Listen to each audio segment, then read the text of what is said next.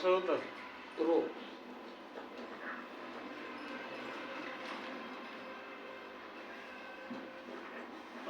عليكم ورحمة الله وبركاته. الحمد لله وكفى وسلام على عباده الذين اصطفى. أما بعد فأعوذ بالله من الشيطان الرجيم. بسم الله الرحمن الرحيم. وسارعوا إلى مغفرة من ربكم وجنة عرضها السماوات والأرض. صدق الله العظيم. وقال النبي صلى الله عليه وسلم: شفاعتي لأهل الكبائر من أمتي، أو كما قال عليه الصلاة والسلام. رہے میرے مسکن حوالے کعبہ،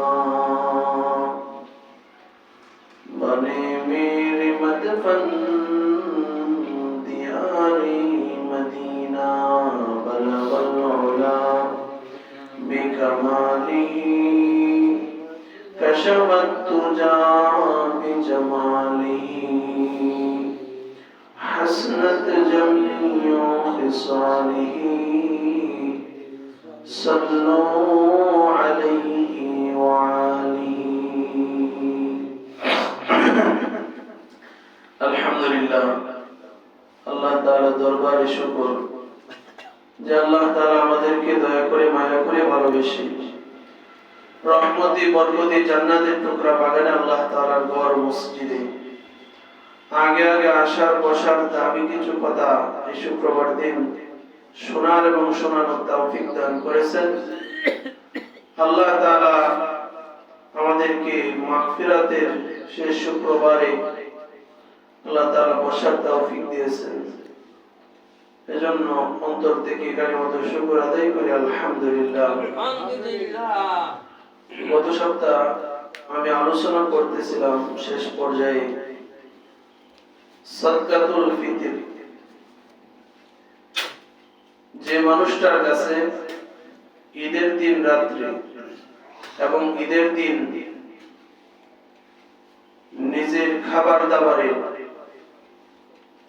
আসবাবপত্র, একেবারে জরুরি আসবাবপত্র, নিজের খাবার দাবার এবং জরুরি আসবাব, এই সমস্ত বিষয় ব্যতীত 52.5 তোলা রূপার সম্পদ যার কাছে থাকবে তার উপর সদকাতুল ফিতর ওয়াজিব। তার উপর কি সদকাতুল ফিতর ওয়াজিব। ওই ব্যক্তি তার ফ্যামিলির প্রত্যেকের মাথা পিছু, এমনকি কোন সন্তান তার পরিবারে যদি ঈদের দিন রাত্রে সুবে সাদিকের আগে চলে আসে, সকাল হওয়ার আগে কোন শিশু জন্ম নেয়, তাহলে তার মাথা পিছু এই বৎসর যে নির্ধারণ করা হয়েছে সদকাতুল ফিতর নিম্ন 110 টাকা। প্রত্যেকের পক্ষ থেকে কি করতে হবে? পরিবারের প্রত্যেকটি সদস্যের পক্ষ থেকে যিনি পরিবারের প্রধান তিনি এটা আদায় করে দিবেন। 8 প্রকার মানুষকে 8টা ক্ষেত্রে এই সদকাতুল ফিতর দেওয়া যায়। যাকাত যে 8 প্রকার মানুষকে দেওয়া যায় বা 8 প্রকার জায়গায় দেওয়া যায়, ফিতর সদকাতুল ফিতর এটাও যাকাত যাদেরকে দেওয়া যায়, সদকাতুল ফিতরও তাদেরকে দেওয়া যায়। আল্লাহ তাআলা কোরআনের মধ্যে বলেন ইন্নামাল ফুকারা ওয়াল মাসাকিন, যারা ফকির, দৈনন্দিন যাদের চলতেই কষ্ট হয়, যারা নিজের জরুরি প্রয়োজন পূরণ করতে পারে না, তারা কি ফকির, তাদেরকে দেওয়ার কথা বলছেন। ওয়াল মাসাকিন, যারা মিসকিন, মিসকিন হলো তারা যারা নিজে চলতেও পারতেছে না, কিন্তু মুখ ফুটে মানুষকে বলতেও পারতেছে না, তাদের চেহারা, তাদের চলাফেরা দেখার কথা বলা হয়েছে।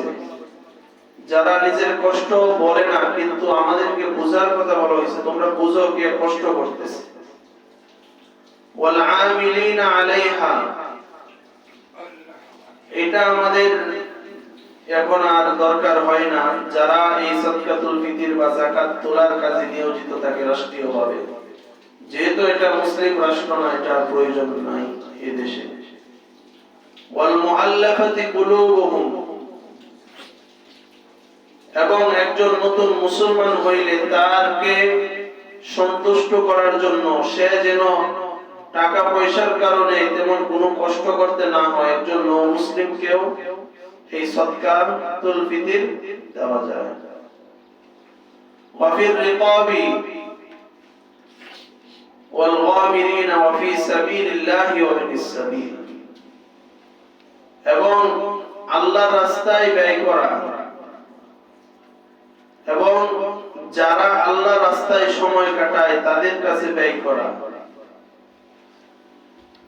সুতরাং আমরা আমাদের যাকাত, আমাদের ফিতরা, যারা অত্যন্ত গরিব মিসকিন, তাদের কাছে আমাদের এই টাকাটা কি করব, আমরা পৌঁছায় দিব, যেন তারা সুন্দরভাবে একটা জীবন যাপন করতে পারে। পারবো তো ইনশাআল্লাহ? ইনশাআল্লাহ। এবং এটার সময়সীমা হলো ঈদগাহে যাওয়ার আগে আমরা সাদকাতুল ফিতর কি করব, আদায় করে দিব। কারণ সাদকাতুল ফিতর হলো জানের যাকাত বলা হয়, শরীরের যাকাত বলা যায়। আমরা যে সারা মাস রোজা রাখতেছি, আমাদের রোজার মধ্যে কিছু ভুল ত্রুটি আছে না নাই? এই যে আমাদের ভুল ত্রুটিগুলা আল্লাহ তাআলা এই সাদকাতুল ফিতর দেওয়ার পরে এটা কাফারা স্বরূপ আল্লাহ তাআলা আমাদেরকে রোজাগুলা পরিপূর্ণ করে দিবেন। সুবহানাল্লাহ। সুতরাং আমরা সকলেই দায়িত্ববানের সাথে সকলেই সাদকাতুল ফিতর আদায় করব তো ইনশাআল্লাহ? আল্লাহ তাআলা আমাদেরকে তৌফিক দান করুন। আমিন। প্রিয় ভাইরা, আমরা এমন একটা সময় এখন এখানে বসেছি যে আজকে 16 রমজান চলতেছে, এর মানে মাগফিরাতও আমাদের কাছ থেকে বিদায় নিতেছে। মাগফিরাতও আমাদের কাছ থেকে কি করতেছে? চলে যাচ্ছে। সামনে নাজাতের 10 দিন আসতেছে। নাজাত মানে মুক্তি, নাজাত মানে মুক্তি। পরিভাষায়, ইসলামী পরিভাষায় নাজাত বলা হয় আল্লাহ তাআলার আযাব থেকে কোন বান্দা যদি মুক্তি পায়, তাহলে সেটাকে কি বলা হয়? নাজাত বলা হয়। আমরা যদি নাজাত পেতে চাই, তাহলে অবশ্যই আমরা আল্লাহ তাআলাকে রাজি খুশি করেই নাজাত পেতে হবে। কথা ঠিক না বেটি? আল্লাহ তাআলা যদি আমাদের উপরে রাজি না থাকেন, তাহলে আমরা কখনো নাজাত পাওয়া সম্ভব না। আমরা দুনিয়াতে অনেক কিছুর প্রতিযোগিতা করি, কিন্তু আল্লাহ তাআলা দুইটা প্রতিযোগিতার কথা বলে দিয়েছেন। কয়টা প্রতিযোগিতা? আপনারা কথা বলেন না কেন? কয়টা প্রতিযোগিতা? দুইটা। আল্লাহ তাআলা বলেন ওয়াসারিউ ইলা মাগফিরাতিন মির রাব্বিকুম ওয়াসারিউ ইলা মাগফিরাতিন মির রাব্বিকুম ওয়া জান্নাতিন আরদুহাস সামাওয়াতি ওয়াল আরদ। এক নম্বর মাগফিরাত পাওয়ার জন্য প্রতিযোগিতা করো, ওয়া জান্নাতিন, এবং জান্নাত পাওয়ার জন্য অর্থাৎ নাজাত পাওয়ার জন্য কি করো? প্রতিযোগিতা করো। আমরা যদি নাজাত পেতে চাই তাহলে আমরা আমাদের মন গড়া নাজাত পাওয়া সম্ভব নাকি আল্লাহ তাআলা তিনি যখন আমাদের উপরে খুশি হয়ে যাবেন তখনই তিনি আমাদেরকে কি করবেন? নাজাত দান করবেন। সুবহানাল্লাহ। আল্লাহকে আমাদের খুশি করার দরকার আছে না নেই? আছে। তিনি তখনই খুশি হবেন যখন তিনি আমাদেরকে যে দায়িত্ব দিয়েছেন সেই দায়িত্ব আমরা পূরণ করব। কোন পিতা তার সন্তানকে দায়িত্ব দিয়েছে আর দায়িত্ব পূরণ করে নাই, কখনো পিতা তার উপরে রাজি খুশি হবে না। কোন উস্তাদ তার ছাত্রকে দায়িত্ব দিয়েছে, সে দায়িত্ব পালন করে নাই, উস্তাদ তার উপরে খুশি হবে না। মা তার সন্তানকে দায়িত্ব দিয়েছে, দায়িত্ব পালন করে নাই, তাহলে তার উপরে খুশি হবে না। ঠিক তেমনি আল্লাহ তাআলা আমাদেরকে একটা দায়িত্ব দিয়েছেন। দায়িত্ব কি? ওয়ামা খালাকাতুল জিন্না ওয়াল ইনসা ইল্লা লিয়াবুদুন। আসমান জমিনে আল্লাহ তাআলার সৃষ্টির অভাব নাই। অগণিত নিয়ামত রাজি, অগণিত সৃষ্টি আল্লাহ তাআলা আসমান জমিনে করেছেন। সকল নিয়ামত রাজি, সকল সৃষ্টিগুলা আল্লাহ তাআলা মানুষের খাদেম হিসেবে লাগাই দিয়েছেন। আর মানুষকে আল্লাহ তাআলা বলেছেন ইল্লা লিয়াবুদুন, তোমরা শুধু আমার ইবাদতের জন্য। সুতরাং মা যখন সন্তানকে দায়িত্ব দেয়, সন্তান যখন দায়িত্ব পালন করে মা খুশি হয়ে যায়। বাবা যখন সন্তানকে দায়িত্ব দেয় আর সন্তান যখন দায়িত্ব পালন করে বাবা খুশি হয়ে যায়। উস্তাদ যখন ছাত্রকে দায়িত্ব দেয়, ছাত্র যখন দায়িত্ব পালন করে উস্তাদ খুশি হয়ে যায়। ঠিক তেমনি আল্লাহ তাআলা আমাদেরকে তার ইবাদতের দায়িত্ব দিয়েছেন। বান্দা আমার গোলামি করবা, আমার ইবাদত করবা। যদি আমরা আল্লাহ তাআলার ইবাদত করি, আল্লাহ তাআলা আমাদেরকে যে দায়িত্ব দিয়েছেন সেই দায়িত্ব যদি আমরা পালন করি, তো মা বাবা যেমন খুশি হয়েছেন আল্লাহ তাআলার দায়িত্ব পালন করার কারণে আল্লাহ তাআলা আমাদের উপরে রাজি খুশি হয়ে যাবে। সুবহানাল্লাহ। তবে ইবাদতের পার্থক্য আছে, সময়ে সময়ে ইবাদতের মধ্যে তারতম্য আছে। এই যে মাগফিরাতের 10 দিন চলে যাইতেছে, নাজাতের 10 দিনে বিশেষ 2-3টা ইবাদত আল্লাহ তাআলা দিয়েছেন। সুবহানাল্লাহ। আমরা মাগফিরাত পাই দিতেছি, সামনে আমাদের নাজাতের 10 দিন আসতেছে। নাজাতের মধ্যে 3টা বিশেষ ইবাদত। এক নাম্বার ইতিকাফের ইবাদত। আর ইতিকাফ যখন কেউ করবে তখন বাকি 2টা ইবাদত, 1 নাম্বার 2 নাম্বার লাইলাতুল কদরের ইবাদত, 3 নাম্বার আল্লাহ তাআলার কাছ থেকে নাজাত পাওয়ার জন্য বেশি বেশি দোয়া করার ইবাদত। কথা ঠিক না বেঠিক? শেষ দশকের ইতিকাফ এর মাধ্যমে বাকি 2টা ইবাদত করাই নেই, সহজ হয়ে যায়। ইতিকাফ মানে নিজেকে একটা ঘরের ভিতরে আবদ্ধ করা, নিজেকে একটা ঘরের ভিতরে কি করা? আবদ্ধ করা। দুনিয়ার সকল চিন্তা চেতনা থেকে বাহির হয়ে শুধু আল্লাহর দিকে রুজু হয়ে আল্লাহ তাআলাকে খুশি করার জন্য মসজিদের এক কিনারে মা বোনেরা ঘরের এক কিনারে বসে শুধু আল্লাহ আল্লাহ জিকির করা, কোরআন তিলাওয়াত করা, নামাজ পড়া, সুবহানাল্লাহ পড়া, আলহামদুলিল্লাহ পড়া। এভাবে 20 রমজানের সূর্যাস্তের আগে বসা এবং ঈদের নামাজ, ঈদের চাঁদ দেখা পরে সেই জায়গা ত্যাগ করা, এর নামই হলো ইতিকাফ। সুবহানাল্লাহ। ইতিকাফ তিন প্রকারের। এক নাম্বার ওয়াজিব ইতিকাফ। এক নাম্বার ওয়াজিব ইতিকাফ। কেউ বলল আমার যদি এই কাজটা হাসিল হয়ে যায় আমি এতদিন ইতিকাফ করব। এই কাজ হাসিল হওয়ার পরই তার উপরে এই ইতিকাফ কি হয়ে যাবে? ওয়াজিব হয়ে যাবে।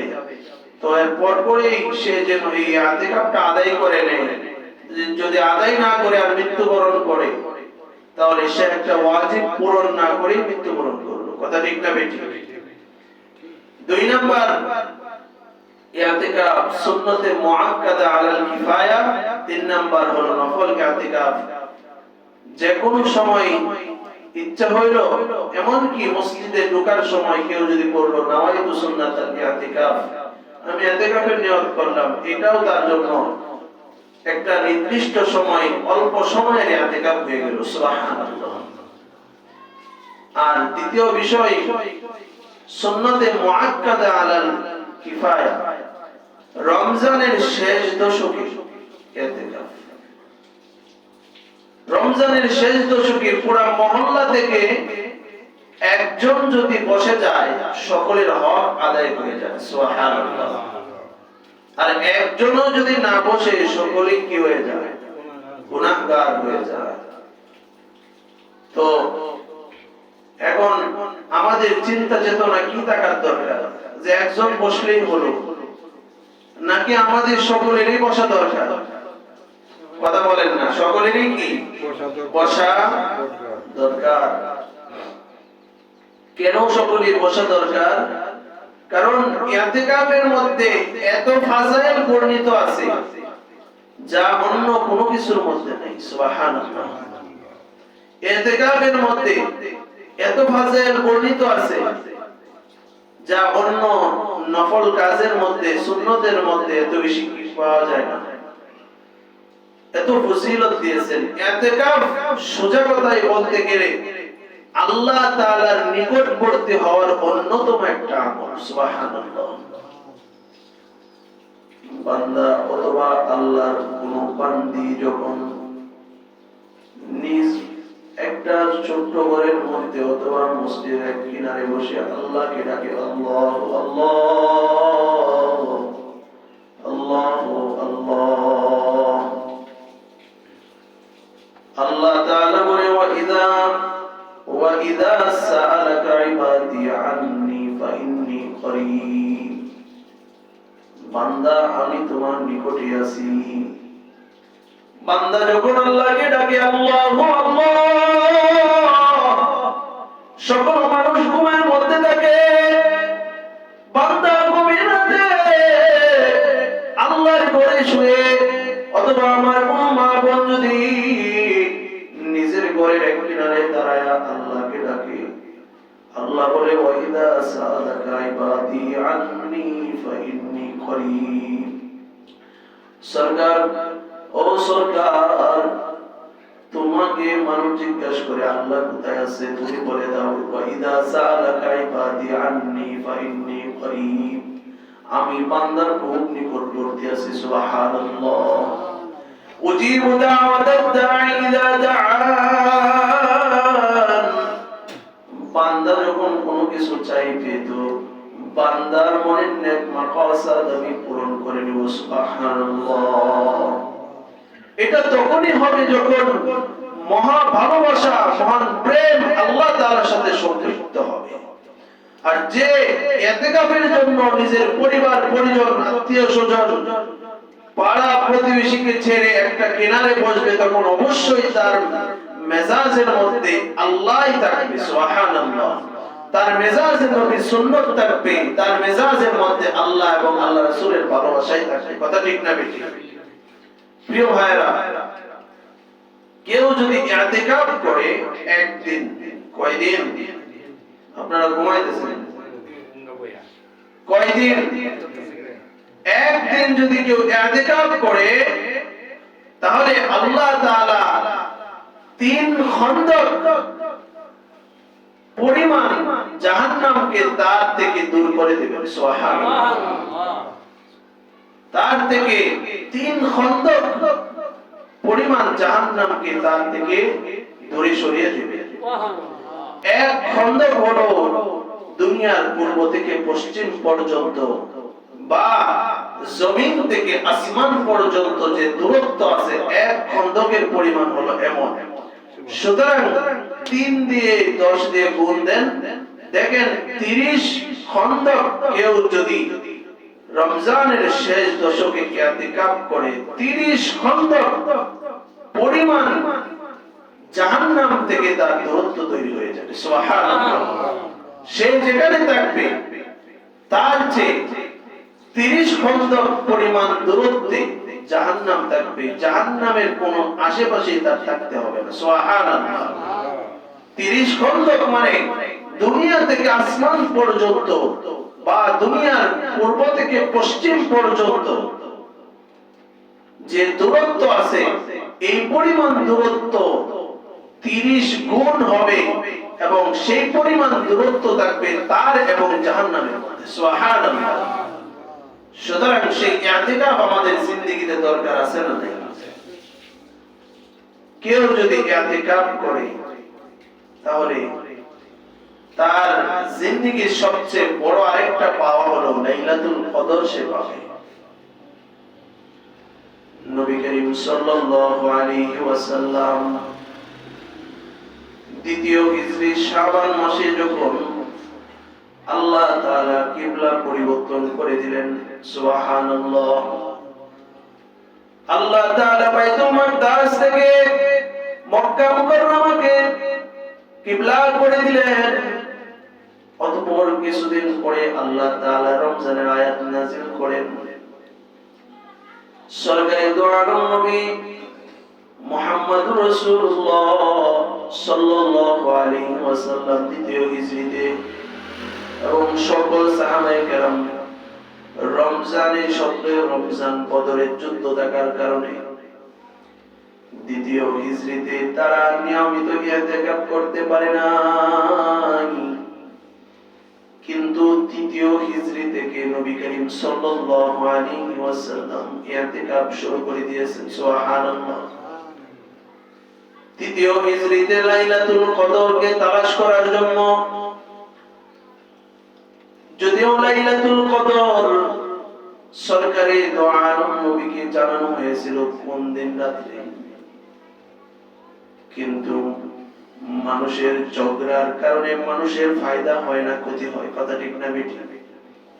সরকারি দোয়ার নবী ডেট জানানোর জন্য, সময়টা জানানোর জন্য, রাত্রটা জানানোর জন্য এসে দেখেন কয়েকজন নিজেদের মধ্যে ঝগড়া করতেছে, তো আল্লাহ তার মন থেকে লাইলাতুল কদরের সময়কালটা তুলে নিয়েছে। মেরে ভাই দোস্ত বুজুর্গ, লাইলাতুল কদরকে তালাশ করার জন্য সরকারে দো আলম নবী মুহাম্মদ রাসূলুল্লাহ সাল্লাল্লাহু আলাইহি ওয়াসাল্লাম রমজানের প্রথম 10 দিন কাটাইলেন। রমজানের প্রথম 10 দিন চলে গেছে, দ্বিতীয় 10 দিন আবার লাইলাতুল কদর 10 দিন যখন প্রথম 10 দিন যখন অতিবাহিত হয়েছে, জিবরাইল আলাইহিস সালাম বলে, ও সরকার, আপনি যে লাইলাতুল কদরের তালাশ করতেছেন তার সামনে আছে। বুখারীর হাদিস, সরকারে দো আলম নবী মুহাম্মদ রাসূলুল্লাহ সাল্লাল্লাহু আলাইহি ওয়াসাল্লাম রমজানের তৃতীয় দশকেও ইতিকাফ করেন। কত হিজরি? তৃতীয় হিজরি। সরকারে দো আলম নবী তৃতীয় দশক ইতিকাফ শেষ। জিবরাইল আলাইহিস সালাম বলে, ও সরকার, যে লাইলাতুল কদর আপনি তালাশ করতেছেন তার সামনে আছে। সরকারি দো আলম নবী সাহাবায়ে কেরামদেরকে বলেন, ও আমার সাহাবারা, লাইলাতুল কদর শেষ দশকে আছে, সুতরাং তোমরা যারা ইতিকাফ করতেছো, আমি চাই সকলে আমার সাথে রমজানের শেষ দশক পর্যন্ত ইতিকাফ করবা। সুবহানাল্লাহ। সরকারি দো আলম নবী এরপর মৃত্যুর আগ পর্যন্ত 10 দিন করে শেষ দশক ইতিকাফ করেছেন। যে বছর ওয়াফাতের মাস, যে বছর তিনি বিদায় নেবেন দুনিয়া থেকে, সেই বছর শেষের 20 দিন ইতিকাফ করেছেন। সুবহানাল্লাহ। সুতরাং আমাদের ওই ইতিকাফ দরকার আছে না নাই? জীবনে প্রত্যেক বছর এই ইতিকাফ দরকার আছে। যে লাইলাতুল কদরের জন্য নবী করিম সাল্লাল্লাহু আলাইহি ওয়াসাল্লাম প্রথম দশকে ইতিকাফ করলেন লাইলাতুল কদরের খুঁজে, দ্বিতীয় দশকে ইতিকাফ করলেন লাইলাতুল কদরের খুঁজে, তৃতীয় দশকে ইতিকাফ করলেন। সেই লাইলাতুল কদর কম দামি না বেশি দামি? তো সেই লাইলাতুল কদর কি ইনশাআল্লাহ আগামী সপ্তাহে আমি আপনাদের সামনে আলোচনা করব। লাইলাতুল কদর কত দামি। প্রিয় ভাইরা, আলোচনা শেষ হয়ে যাবে আর 1 মিনিট। আমি আপনাদের কাছে বলবো, ইতিকাফ কি শুধু আমাদের জন্য না আমার মা বোনদের জন্য? কথা বলে না? আমাদের মা বোনদের জন্য, তবে কয়েকটি শর্ত আছে। 1 নাম্বার, আমার মা বোনেরা খুব ভালো করে শুনবেন যতদূর পর্যন্ত মাইকের আওয়াজ যাচ্ছে, স্বামীর অনুমতি নিতে হবে। 1 নাম্বার কি? কথা বলেন না? স্বামীর অনুমতি নিতে হবে। স্বামীর অনুমতি নিতে হবে। স্বামীর অনুমতি নিতে হবে। 2 নাম্বার, পাক পবিত্র অবস্থায় থাকতে হবে। 3 নাম্বার, ঘরের ভিতরে যদি অনেকেরই বাসায় জায়নামাজের টাইলস বসানো আছে বা নামাজের জন্য একটা নির্ধারিত জায়গা আছে, সেই জায়গায় বসবেন। যদি এমন জায়গা নির্ধারিত না থাকে, একটা রুম নির্ধারিত করে ফেলতে হবে। সেই নির্ধারিত রুমে পুরুষ হোক বা মহিলা হোক, সকলেই, পুরুষরা মসজিদে, মহিলারা সেই বাড়িতে আগামী 20 রমজান মাগরিব হওয়ার আগে, সূর্যাস্তের আগে বসতে হবে এবং ঈদের চাঁদ দেখার পরে সেই ইতিকাফ শেষ করতে হবে। এটা হলো সাময়িক সীমা। প্রিয় ভাইরা, ইতিকাফের মাধ্যমেও অনেক বড় বড় আল্লাহর ওলি হয়েছে। জ্ঞান বিজ্ঞানের প্রাণকেন্দ্র ইরাকের বাগদাদ শহর, সেই বাগদাদ শহরে দুর্ভিক্ষ দেখা দিয়েছে। দুর্ভিক্ষ দেখা দেওয়ার পরে মানুষ খুব চরম অবস্থার মধ্যে তৈরি হয়েছে, চরম অবস্থায় পৌঁছে গেছে। কূপগুলা শুকিয়ে গেছে, জমিগুলা ফেটে গেছে, খাবার পাইতেছে না, খুব কষ্ট করতেছে।